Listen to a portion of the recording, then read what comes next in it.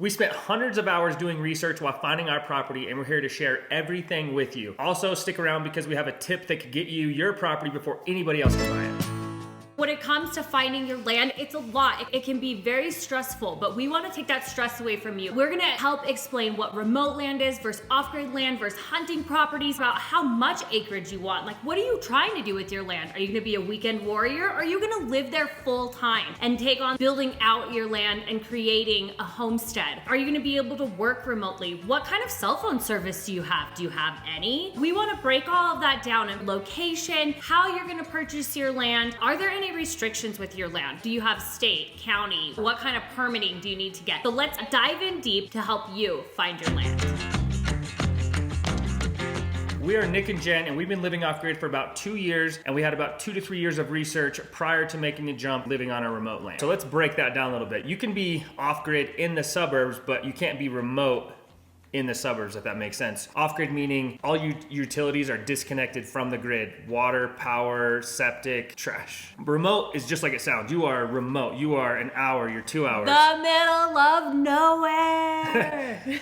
We are 45 minutes to an hour outside of town in the middle of nowhere. We are remote. So you need to decide which you prefer. Now, when looking for a property, there's 2 main things that people will think about when purchasing a property. 1 is location, and 2 is your budget. Now, your budget and location go hand in hand because the further and more remote you get in location, the further your budget will take you. When choosing your land, everyone has an idea of what type of land they want. If you want forest, if you want to be on the beach, in the desert, wherever you want your land to be, there's lots of things that you might not be thinking about when looking at this piece of land. Is your land ground rock? Are you gonna be able to dig in it, build a foundation for a house? Is there water access? Like, what's your water table? How far do you have to drill a well? Because sometimes, in our case, we have to drill 400, 500, 600, 700 feet. We're 6 figures to get a well. That's not feasible for us right now, so we have to haul water. What are the accesses in all of the seasons? In the winter, how much snow do you get? Are you gonna be able to drive in and out with the roads? Are they maintained? What kind of vehicle? Are you gonna need 4-wheel drive? Maybe you need a side-by-side or a snowmobile. If you're gonna build something at your property, are you gonna need heavy machinery? That's a big deal. Are your roads gonna be able to support that? Now you know some more things to think about when deciding on your location for your land. Let's move on to where to find this land. It's not as easy as it sounds. There's a few places that we've gone to find the land. First of all, you can hire a realtor and have them show you properties. But what we found is realtors don't want to go an hour and a half, 2 hours outside of town and show you 3 properties in one day or whatever. If this property is 10 hours away from where you're at right now, you don't want to go there and see 1 property and drive home. You want to see as many as you can. Having a realtor is nice, but doing things on your own, in my opinion, is a lot easier. You can hire a realtor and they can find a bunch of properties for you, or you can go to Craigslist, in our neck of the woods, KSL, Facebook Marketplace, Zillow. There's 100 online websites that I don't even know about that you can go search for land. But one of the tricks about searching for land is when you're searching, search for hunting properties. That's like a little nugget for you guys. Hunting properties, they're remote, they're out in the middle of nowhere, they're close to BLM or national forest, so it's beautiful. No one's gonna build around you. Sometimes they tend to have a cabin already built. Right. If you're planning to live off grid and they have a structure right there that you could live in and then build bigger forever home or something like that. Searching for hunting properties we found was really convenient. We found ours on Google. We've known other people that have found properties using hunting properties as their search term. If you're gonna hire a realtor to help you look for land, that's great that you do that. When you're looking online and seeing all these properties and seeing pictures of them and it's looking amazing, 9 times out of 10, those pictures are not of your land.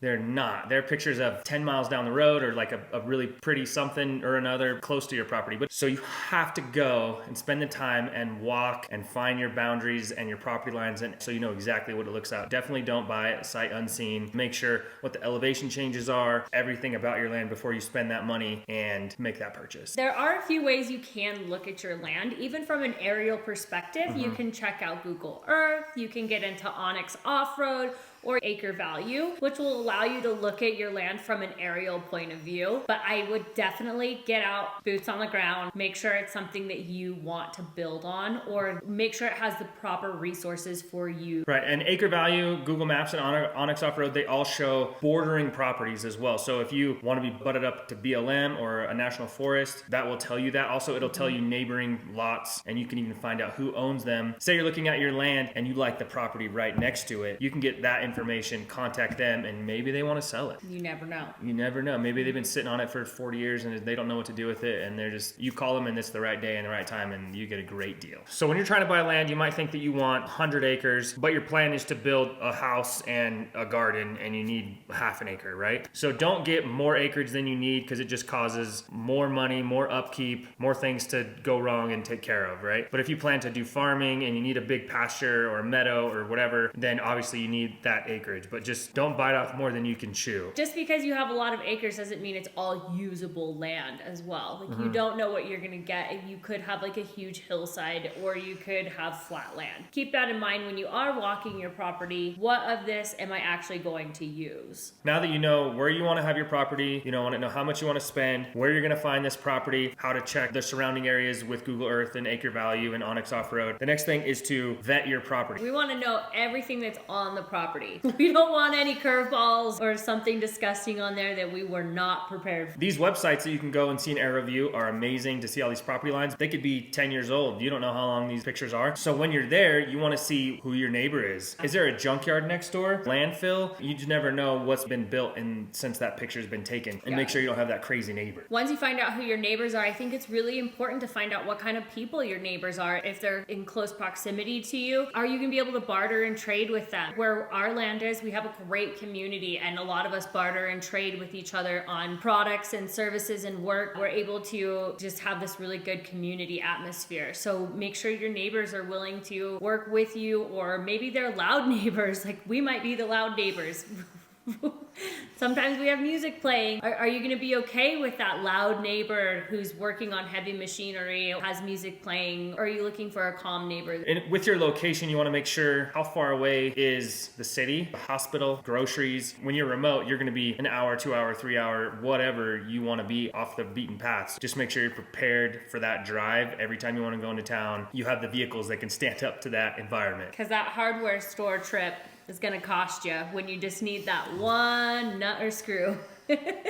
And you gotta drive. It takes 3 hours to do it. So you found the land that you wanna buy. Your neighbors are awesome. Everything is amazing. There's no dump next to you. There's a few other things that you wanna check before you pull the trigger and spend your money on that property. You wanna go to the county or city building department office, check on the zoning, see about getting a title policy, talking to the public works, making sure there's not a lien on the property or anything like that before you make that purchase. A few other things that you might wanna do before purchasing is getting an appraisal, doing a survey, possibly getting a perk test to see the absorption rate to make sure that you can build on that property without any issues that will hold you up. If everything checks out with you make that purchase, make sure that you get your deed and you have everything good before you start building anything. You don't want any hang-ups or anything like that after you spent X amount of dollars on building, because sometimes it takes 30, 45 days to get the title or the deed of your property. Our tip for you guys is most property is bought in the spring, summer, and fall months of the year. If you're really serious about buying this property and you want to get in before anybody else can search it out and check it out, you need to do the work. On our property, wintertime, nobody really comes up here. If there's just a few people that live up here full time, take advantage of that. So if you have a snowmobile, you can rent a snowmobile, you have a 4-wheel drive vehicle that's capable of going through the snow, and you have a buddy that can go with you or something like that, take the time before the snow is gone, head up the mountain or down the mountain or wherever your property that you're looking at is, check it out before the snow is gone. Nobody's up there. Call the owner, make sure you can go walk it, go out there, check it out, try to see as much as you can. You could buy it before somebody else, because once spring hits, everyone can drive up that mountain or down that mountain or whatever. There's gonna be a lot more people looking at that property, especially if it's a really nice property and it just came on the market, say, in the winter time. We had that